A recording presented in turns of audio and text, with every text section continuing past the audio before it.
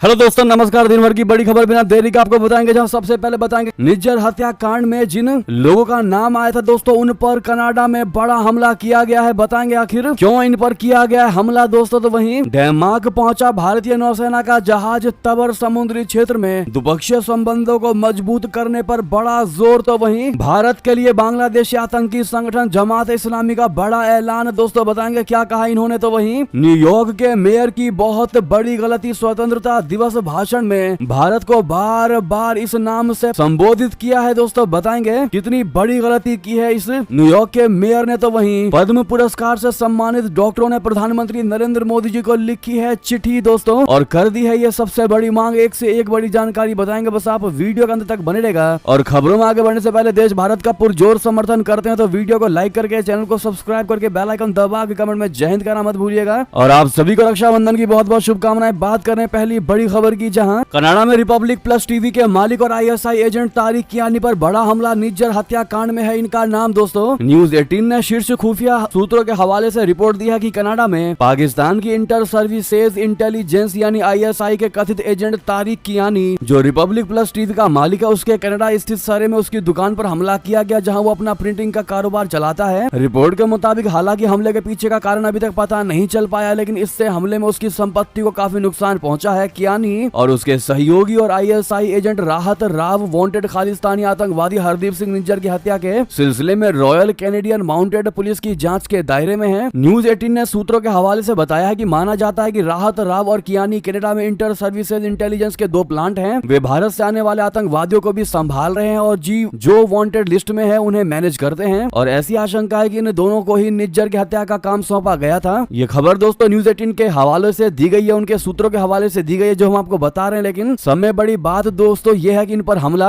करने के पीछे निज्जर की मौत का बदला भी हो सकता है दोस्तों। बहरहाल एक चीज तो तय है, निज्जर के हत्या में चाहे जिस पर भी इल्जाम लगे, वो इल्जाम सही हो या गलत, उसको छोड़ने नहीं वाले ये खालिस्तानी आतंकवादी। बहरहाल सब कुछ दिखने के बावजूद भी ना तो कनाडा की सरकार खालिस्तानियों पर कोई एक्शन ले रही है, ना ही अमेरिका की सरकार खालिस्तानियों पर कोई एक्शन ले रही है। तो वहीं आपको बता दें, डेनमार्क पहुंचा इंडियन नेवी का आईएनएस तबर आखिर समुद्री क्षेत्र में द्विपक्षीय संबंधों को मजबूत करने पर कितना है जोर, आपको बता दें। भारतीय नौसेना का जहाज आईएनएस तबर 2 दिन की यात्रा के लिए डेनमार्क पहुंच चुका है। कैप्टन एमआर हरीश की कमान में भारतीय नौसेना का फ्रंटलाइन स्टील्थ फ्रिगेट आईएनएस तबर 2 दिवसीय यात्रा के लिए डेनमार्क के एसबर्ग पहुंच गया है। आईएनएस तबर की ये यात्रा भारत और डेनमार्क के लिए काफी महत्वपूर्ण है। इस यात्रा का मकसद दोनों देशों की नौसेनाओं के बीच मौजूदा संबंधों को बढ़ाना है। एसबर्ग बंदरगाह में ठहरने के दौरान जहाज का चालक दल सांस्कृतिक आदान प्रदान सहित डेनिश सशस्त्र बलों के साथ विभिन्न द्विपक्षीय व्यावसायिक बातचीत में भी भाग लेगा। भारतीय नौसेना दुनिया भर की नौसेनाओं के साथ साझेदारी को बढ़ावा देने के लिए प्रतिबद्ध है। भारत और डेनमार्क रक्षा संबंधों सहित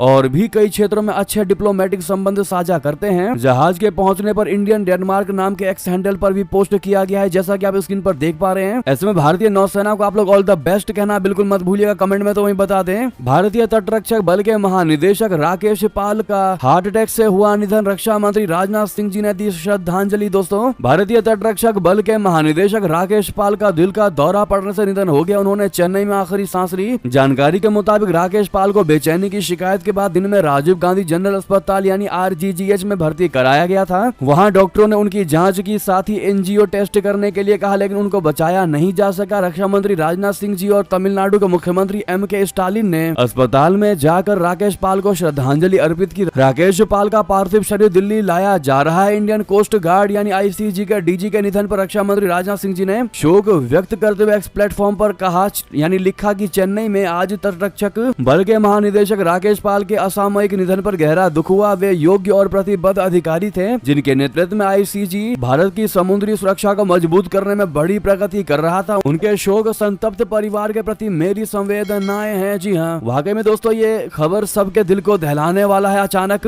इंडियन कोस्ट गार्ड के डीजी राकेश पाल जी जो अचानक से हमारे बीच से चले गए। तो वहीं आपको बता दें, भारत के लिए हम नहीं बनेंगे खतरा। जी हाँ, करना चाहिए भरोसा। बता दे, बांग्लादेशी आतंकी संगठन जमात इस्लामी का भारत को लेकर ये बड़ा ऐलान, क्या इस पर करना चाहिए भरोसा। बता दे, प्रतिबंधित आतंकवादी संगठन और बांग्लादेश में प्रमुख इस्लामी संगठन जमात इस्लामी के महासचिव ने गुलाम परवार दावा किया है कि उनका संगठन भारत और भारत के लोगों का मित्र होगा। उन्होंने कहा है कि ये संगठन भारत के लिए कोई खतरा नहीं होगा। भारत बांग्लादेश सीमाएं स्थिर रहेंगी और संगठन की तरफ से कोई आतंकवादी गतिविधि नहीं की जाएगी। जमात इस्लामी के नेता का बयान काफी महत्वपूर्ण है क्योंकि इस पर पाकिस्तान की कुख्यात खुफिया एजेंसी ISI के पालतू होने के आरोप लगे हैं और इसने पाकिस्तान के इशारे पर भारत में आतंकवाद फैलाने की भी कोशिश की। दोस्तों, साल 2001 से 2006 के बीच जमात इस्लामी पार्टी से सांसद रहे गुलाम परवार को शेख हसीना सरकार ने 20 जुलाई को गिरफ्तार किया था और शेख हसीना के देश से भागने के 2 दिन बाद ही उनको रिहा कर दिया गया था। तो दोस्तों बता दें, इजराइल हमास के बीच समझौते की उम्मीद आखिर अमेरिकी विदेश मंत्री ब्लिंकन इजिप्ट के लिए हो ही गए रवाना। दोस्तों, अमेरिकी विदेश मंत्री एंटनी ब्लिंकन इजराइल हमास युद्ध को रोकने की लगातार कोशिश कर रहे हैं। महीनों की बातचीत के प्रयासों के बाद ब्लिंकन मंगलवार को मिस्र के लिए रवाना होंगे, जहां वे मिस्र के नेताओं से मुलाकात करेंगे और इजराइल हमास के बीच युद्ध विराम के मुद्दे पर चर्चा करेंगे। रविवार को एंटनी ब्लिंकन इजराइल पहुंचे, जहां उन्होंने प्रधानमंत्री बेंजामिन नेतन्याहू, रक्षा मंत्री योब गैलेंट और राष्ट्रपति इसहाक हर्जोग से मुलाकात की। अमेरिकी विदेश विभाग ने कहा कि ब्लिंकन मंगलवार को मिस्र की यात्रा करेंगे और इजराइल हमास मुद्दे पर वहां के अधिकारियों के साथ बैठक करेंगे। अमेरिका लौटने से पहले वे एक अन्य देश में भी रुक सकते हैं। इजराइल हमास युद्ध विराम में मध्यस्थता करने वाले 3 देशों में मिस्र, कतर और अमेरिका शामिल है। इन देशों ने इजराइल हमास के बीच एक समझौते की सूचना दी है, जिसके तहत इजराइल अपने अधिकांश सैन्य अभियानों को गाजा में रोक देगा और हमास द्वारा बंधक बनाए गए लोगों की रिहाई के बदले में कई फलस्तीनी कैदियों को रिहा करेगा। तो दोस्तों वही बता दें, एंटनी ब्लिंकन के दौरे से पहले इजरायली हमले में 24 की मौत की खबर भी है। तो वही बता दें, न्यूयॉर्क के मेयर ने की बहुत बड़ी गलती। स्वतंत्रता दिवस भाषण में भारत को बार बार कहा पाकिस्तान। जी हाँ, न्यूयॉर्क के मेयर एरिक एडम्स ने भारत के स्वतंत्रता दिवस के अवसर पर क्वींस में आयोजित एक समारोह में अपने भाषण में कई बार भारत को गलती से पाकिस्तान कहकर संबोधित किया। एडम्स शनिवार को क्वींस में आयोजित इंडिया डे परेड में शामिल हुए। उन्होंने जिस मंच से प्रवासी समुदाय को संबोधित किया उसे भारत के राष्ट्रीय ध्वज के रंग वाले गुब्बारों से सजाया गया था और उस पर एक बैनर लगा था जिस पर लिखा था कि mayor Adams celebrates the Indian community. समारोह में एडम्स खुद भी भारत के रंग में रंगे दिखाई दिए। उन्होंने भारत और अमेरिका का राष्ट्रीय ध्वज भी थामा हुआ था। वो चारों तरफ से भारतीय समुदाय के लोगों के साथ घिरे हुए थे जो भारत का झंडा हवा में लहरा रहे थे। सबके बावजूद, इन चीजों के बावजूद एडम्स ने जब अपना संबोधन शुरू किया तो उन्होंने 3 बार भारत की जगह गलती से पाकिस्तान का नाम लिया। एडम्स ने कहा कि हमने इस सप्ताह की शुरुआत में बॉलिंग ग्रीन में ध्वज लहराया। बड़ी संख्या में इस समुदाय के लोग कानून प्रवर्तन की जिम्मेदारी संभाल रहे हैं। ये वे पाकिस्तानी अधिकारी हैं जो आगे बढ़ रहे हैं, जिनकी संख्या में वृद्धि हो रही है और जो लगातार दिखा रहे हैं कि जन सुरक्षा हमारी समृद्धि के लिए अहम है। जी हाँ, उन्होंने कहा मुझे यहाँ बुलाने के लिए मैं आपको धन्यवाद देता हूँ। मैं इस समुदाय को बहुत समय से जानता हूँ। छोटे पाकिस्तान और क्वींस से, छोटे पाकिस्तान और ब्रुकलिन से आप हमारे शहर की एक प्रमुख नींव है। तो चलिए आपकी आजादी का जश्न मनाते हैं। तभी भीड़ में से किसी ने चिल्लाकर कहा कि भारत की बात हो रही है। जी हाँ, ऐसे में क्या इनकी इस अनइंटेंशनली गलती के लिए क्या इनको माफ कर देना चाहिए? दोस्तों क्या है आपकी राय? तो वहीं बता दें, भारत के राष्ट्रगान के सम्मान में पाकिस्तानी झंडा लेकर खड़े दिखाई दिए लोग। ये खबर अब ब्रिटेन से आ रही है। दोस्तों आपको बता दें, 15 अगस्त को भारत की आजादी का जश्न इंडिया ही नहीं बल्कि विदेशों में भी मनाया गया, जिसके कुछ वीडियोस सोशल मीडिया पर वायरल हो रहे हैं। सबसे ज्यादा चर्चा एक वीडियो की हो रही है ब्रिटेन से, जहां जिसमें भारत के राष्ट्रगान के दौरान पाकिस्तानी भी भारतीय लोगों के साथ खड़े दिखाई दे रहे हैं और ये वायरल वीडियो यूनाइटेड किंगडम का बताया जा रहा है। जी हाँ, इस वीडियो को ARY न्यूज के पत्रकार फरीद कुरैशी ने इंस्टाग्राम पर पोस्ट किया था और कैप्शन में लिखा था कुरैशी ने कि पाकिस्तानी और भारतीय एक साथ स्वतंत्रता दिवस मना रहे हैं। इसमें दर्शक भारत के राष्ट्रगान के प्रति सम्मान भी दिखा रहे हैं। तो दोस्तों वहीं बता दें, शाही मंजूरी के बाद पातोंग दार्न शिनावात्रा बनी थाईलैंड की प्रधानमंत्री मोदी ने दिया बधाई। जी हाँ, थाईलैंड के पूर्व प्रधानमंत्री थाकसीन शिनावात्रा की बेटी पैंतोंग दार्न शिनावात्रा रविवार को शाही मंजूरी पत्र मिलने के बाद देश की प्रधानमंत्री बन गई। थाईलैंड की संसद ने थाकसीन शिनावात्रा की सबसे छोटी बेटी पैतोंग तार्न शिनावात्रा को शुक्रवार को देश की नई प्रधानमंत्री चुना था। पूर्ववर्ती प्रधानमंत्री श्रेथा थावीसीन को इससे 2 दिन पहले संवैधानिक न्यायालय ने नैतिकता उल्लंघन के कारण पद से हटा दिया था। पैतोंग तार्न अब थावीसीन की जगह फेउ थाई पार्टी की नई नेता होंगी और उस गठबंधन का नेतृत्व करेंगे जिसमें पार्टी की पिछली सरकार को अब दस्त करने वाले तख्तापलट से जुड़े सैन्य दल शामिल है। तो वहीं बता दें, रूस का जवाब विनाशकारी होगा। जी हाँ, पुतिन के दोस्त ने बेलारूस ने यूक्रेन और नाटो को दे दी परमाणु युद्ध की सीधी धमकी। जी हाँ, बेलारूस के राष्ट्रपति ने यूक्रेन के साथ अपनी सीमा पर करीब 1/3 सैनिकों को तैनात करते हुए परमाणु युद्ध की चेतावनी दी है। बेल्टा स्टेट न्यूज एजेंसी के मुताबिक बेलारूस के राष्ट्रपति अलेक्जेंडर लुकाशेंको ने रविवार को कहा कि उन्होंने यूक्रेन सीमा पर 60,000 से ज्यादा सैनिकों को तैनात किया है। रूसी राष्ट्रपति पुतिन के सबसे अहम सहयोगी लुकाशेंको ने रूस के खुजर्ग में यूक्रेनी सेना के कब्जे पर बोलते हुए ये बात कही। यूक्रेनी सेना ने 6 अगस्त को रूसी इलाके में घुसपैठ की थी। इसके बाद पुतिन की सेना के हाथ से काफी इलाका निकल गया। अलेक्जेंडर लुकाशेंको की अब 1/3 सेना दक्षिणी सीमा पर तैनात है। उन्होंने नाटो को भी सीधी धमकी देते हुए कहा कि यूक्रेन कुजर्ग में आगे बढ़ा है। अगर पश्चिमी गठबंधन ने यूक्रेन का समर्थन करने के लिए सेना भेजी तो बड़ा युद्ध छिड़ जाएगा। उन्होंने कहा कि यूक्रेन तो रशिया को नहीं हरा पाएगा, ऐसे में पश्चिम और नाटो उसके साथ आ सकते हैं। अगर नाटो सेना को यूक्रेन भेजता है तो फिर इससे तीसरा विश्व युद्ध शुरू हो जाएगा। तो दोस्तों वहीं बता दें, बांग्लादेश में हिंदुओं की नौकरियों पर भी नजर। घर मंदिरों पर हमले के बाद अब जबरन मांगे जा रहे हैं इस्तीफे। दोस्तों बांग्लादेश की पूर्व प्रधानमंत्री शेख हसीना के वतन छोड़ने के बाद पड़ोसी देश में अल्पसंख्यकों विशेष तौर पर हिंदुओं के खिलाफ जमकर हिंसा हुई। इन हमलों में कई हिंदुओं की जानें चली गई। हालांकि नोबेल पुरस्कार विजेता मोहम्मद यूनुस के नेतृत्व में बनी अंतरिम सरकार में पिछले हफ्ते हिंदुओं के घरों, पूजा स्थलों पर हमलों में काफी कमी आई है, लेकिन फिर भी छिटपुट हिंसा की घटनाएं सामने आ ही रही हैं। इसी बीच अब हिंदुओं की सरकारी नौकरियों पर हिंसा करने वालों की भी नजर पड़ चुकी है और लोगों से जबरन इस्तीफा लिया जा रहा है। इसकी वजह से हिंदू समुदाय चिंतित है। बांग्लादेश में हिंदू अल्पसंख्यक है और उनकी आबादी 8% है। सुप्रीम कोर्ट के आरक्षण संबंधित फैसले के बाद बांग्लादेश में हिंसा फैल गई थी और कम से कम 650 लोगों की जानें चली गई और शेख हसीना को प्रधानमंत्री पद से इस्तीफा देकर भारत आना पड़ा था। तो दोस्तों वहीं बता दें, इतना ही नहीं, शेख हसीना के लिए रविवार को भी खुली बांग्लादेश की अदालत। छटपटा रही है यूनुस की सरकार। बता दें, बांग्लादेश की एक अदालत में रविवार को अपदस्थ प्रधानमंत्री शेख हसीना और 33 अन्य के खिलाफ मामला दर्ज करने के लिए एक आवेदन दायर किया गया। हसीना और अन्य पर 2013 में एक रैली पर अंधाधुंध गोलीबारी करके नरसंहार का आरोप है। ढाका ट्रिब्यून अखबार की रिपोर्ट के अनुसार बांग्लादेश पीपुल्स पार्टी के अध्यक्ष बाबुल सरदार चखारी ने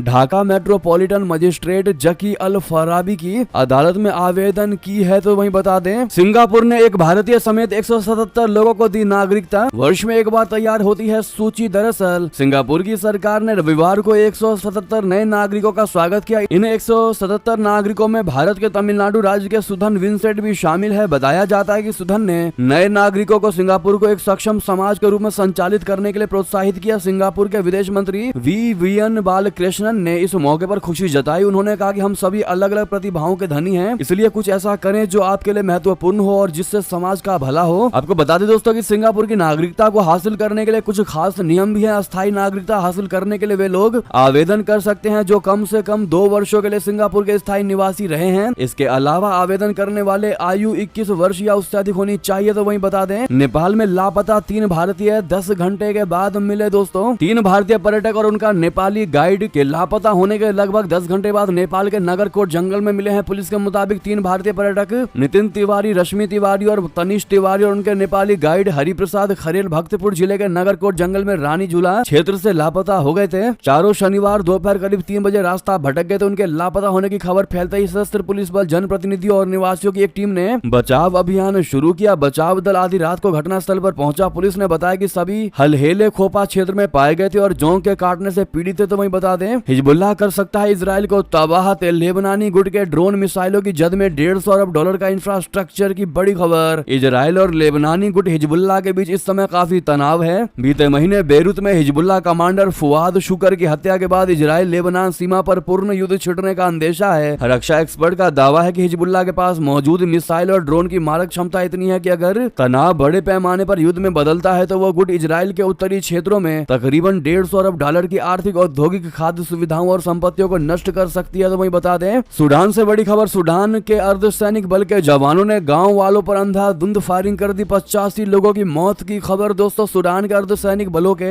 हमले में 85 लोगों की मौत की खबर है। मीडिया रिपोर्ट्स के अनुसार सूडान की पैरामिलिट्री रैपिड सपोर्ट फोर्सेज ने सूडान के केंद्रीय गांव पर हमला करके 85 लोगों की हत्या कर दी। सूडान में बीते 18 महीने से चल रहे संघर्ष में यह हिंसा की ताजा घटना है। घटना बीते हफ्ते की है। इससे पहले जुलाई में भी रैपिड सपोर्ट फोर्स ने सिन्नार प्रांत के गलगनी इलाके में भी हमला किया था। दोस्तों तो वहीं बता दे, जेल से इमरान खान का सबसे बड़ा दाव। क्या सलाखों के पीछे से बनेगा नया इतिहास? क्या है पूरी कहानी? बता दे, पाकिस्तान के पूर्व प्रधानमंत्री और पाकिस्तान तहरीक इंसाफ के संस्थापक इमरान खान फिलहाल जेल में कैद है। आप सभी जानते हैं उनके ऊपर कई चार्ज हैं और कई मुकदमे पाकिस्तान की कोर्ट में चल रहे हैं। इन सब के बीच इमरान खान ने एक बड़ा कदम उठाया है। पीटीआई के संस्थापक ने ऑक्सफोर्ड यूनिवर्सिटी के चांसलर पद के लिए चुनाव लड़ने का निर्णय लिया है। पीटीआई के वरिष्ठ नेता जुल्फी बुखारी ने पुष्टि की है कि इमरान खान ने 2024 में होने वाले चांसलर चुनाव के लिए आवेदन जमा किया है। बुखारी ने सोशल मीडिया प्लेटफॉर्म एक्स पर इस बात की जानकारी दी है दोस्तों। इमरान खान का ऑक्सफोर्ड यूनिवर्सिटी से पुराना और गहरा संबंध है। उन्होंने 1972 में कैम्ब्रिज यूनिवर्सिटी से स्नातक यानी ग्रेजुएशन की डिग्री प्राप्त करने के बाद 1974 में ऑक्सफोर्ड के केबल कॉलेज से दर्शन शास्त्र, राजनीति विज्ञान और अर्थशास्त्र की पढ़ाई की थी। इसके साथ ही वे 1974 में ऑक्सफोर्ड क्रिकेट टीम के कप्तान भी रहे हैं। तो वहीं बता दें, अमृतसर एयरपोर्ट को उड़ाने की बड़ी धमकी, कहा 6 बम लगा रखे हैं, 1 करोड़ पहुंचा दो। दरअसल अमृतसर के श्री गुरु रामदास इंटरनेशनल एयरपोर्ट को बम से उड़ाने की धमकी मिली है। पुलिस ने 24 घंटे के अंदर ही आरोपी को गिरफ्तार कर लिया है। उसकी पहचान गुरुदेव सिंह उर्फ साबी के रूप में हुई है। वो फिरोजपुर का रहने वाला है। आरोपी को अदालत में पेश करके 3 दिन की पुलिस रिमांड पर लिया गया है। पूछताछ के दौरान आरोपी ने अपने 2 अन्य साथियों के भी नाम बताए हैं। वे फिलहाल फरार हैं। पुलिस उसके 2 साथियों की तलाश में जुटी है। इसके लिए जगह जगह छापेमारी भी की जा रही है। जी हाँ, जानकारी के अनुसार इंडिगो एयरलाइंस के आधिकारिक ईमेल पर एक ईमेल के जरिए इंडिगो एयरलाइन के रिसेप्शनिस्ट काउंटर पर संदेश भेजा गया है कि एयरपोर्ट पर 6 बम लगा रखे हैं। धमकी में कहा गया कि अगर उसके बताए पते पर 1 करोड़ रुपए नहीं भेजे गए तो एयरपोर्ट को उड़ा दिया जाएगा। तो दोस्तों वहीं बता दें, पेरिस ओलंपिक में शानदार प्रदर्शन करने वाले पंजाब के खिलाड़ियों को मिले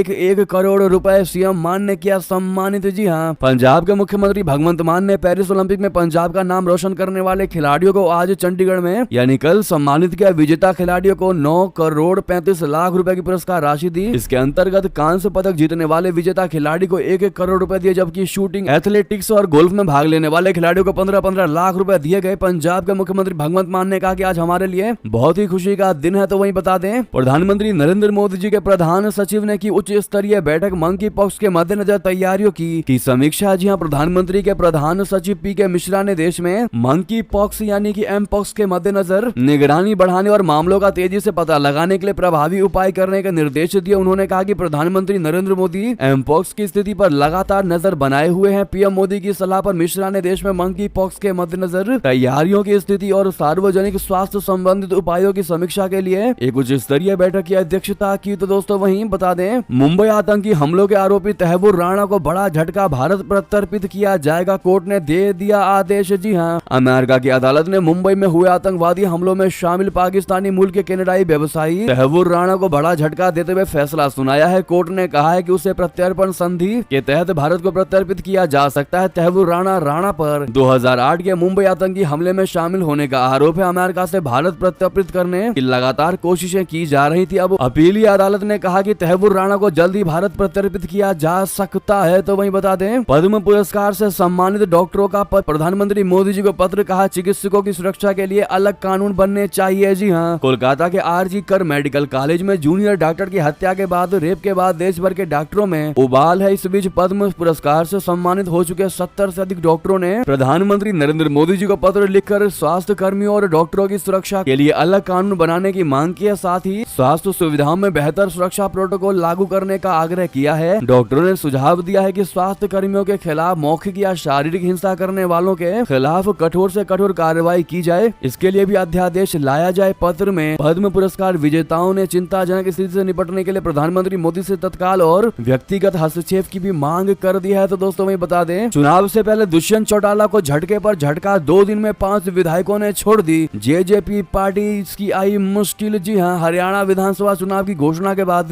24 घंटे में जननायक जनता पार्टी यानी जेजेपी के 4 विधायकों के पार्टी छोड़ने के बाद कल रविवार को 5वें विधायक ने भी पार्टी को अलविदा कह दिया। जजपा के बरवाला से विधायक जोगीराम सिहाग ने इस्तीफा दे दिया। बरवाला से विधायक जोगीराम सिहाग पर जजपा पहले ही भाजपा के पक्ष में रहने का आरोप लगा चुकी है। जजपा पहले ही जोगीराम सिहाग और रामनिवास सुरजा खेड़ा को अयोग्य करार देने का पत्र विधानसभा अध्यक्ष को लिख चुका है। भाजपा से सिहाग का टिकट तय माना जा रहा है। तो वहीं आपको बता दें, छलक उठा चंपाई सोरेन का सियासी दर्द, कहा उस पार्टी में मेरा कोई वजूद ही नहीं। जी हाँ, झारखंड में इन दिनों पूर्व मुख्यमंत्री चंपाई सोरेन को लेकर सियासी भूचाल देखने को मिल रहा है। चंपाई ने अब सार्वजनिक रूप से जेएमएम और पार्टी नेतृत्व के लिए खिलाफ नाराजगी जाहिर की। उन्होंने अपने समर्थकों को संबोधित एक भावुक संदेश लिखा और पार्टी में मिले दर्द को बयां किया। उन्होंने कहा है कि पार्टी के लिए सब कुछ करने के बावजूद उन्हें सम्मान नहीं मिला। इसके साथ ही उन्होंने पार्टी छोड़ने के बाद अपने विकल्पों को भी साझा किया है। आपको बता दें दोस्तों उन्होंने एक लेटर लिखा जिसमें उन्होंने कहा कि अपने सार्वजनिक जीवन की शुरुआत में औद्योगिक घरानों के खिलाफ मजदूरों की आवाज उठाने से लेकर झारखंड आंदोलन तक मैंने हमेशा जन सरोकार की राजनीति की है। राज्य के आदिवासियों, मूलवासियों, गरीबों, मजदूरों, छात्रों एवं पिछड़े तबके के लोगों को उनका अधिकार दिलवाने का प्रयास करता रहा हूँ। यानी कि काफी भावुक दिखाई दिए हैं दोस्तों। तो वही बता दें, जीतन राम मांझी ने चंपाई सोरेन के लिए कर दिया पोस्ट, कह दिया कि एनडीए की परिवार में आपका बेहद ही स्वागत है। चंपाई दा आप टाइगर थे, टाइगर है और टाइगर ही रहेंगे। एनडीए की परिवार में आपका स्वागत है। तो वही बता दें, दिल्ली तक लगाई दौड़, अफसरों की बुला ली थी बैठक, अचानक योगी जी को लेकर कैसे बदले केशव प्रसाद मौर्य के सुर। बता दें, उत्तर प्रदेश में कुछ दिन पहले तक डिप्टी सीएम केशव प्रसाद मौर्य और सीएम योगी के बीच अनबन की चर्चाएं जोरों पर थी। सीएम योगी से अनबन की खबरों के बीच केशव प्रसाद मौर्य दिल्ली पहुंचे थे और केंद्रीय नेतृत्व से मुलाकात की थी। दिल्ली से लौटने के बाद केशव प्रसाद के तेवर और सुर बदल गए। अब वे सीएम योगी की तारीफ करते नहीं थक रहे। वे रविवार को उन्होंने भरे मंच से कहा कि पूरे देश में उनके जैसा यानी योगी जैसा कोई अन्य मुख्यमंत्री नहीं है।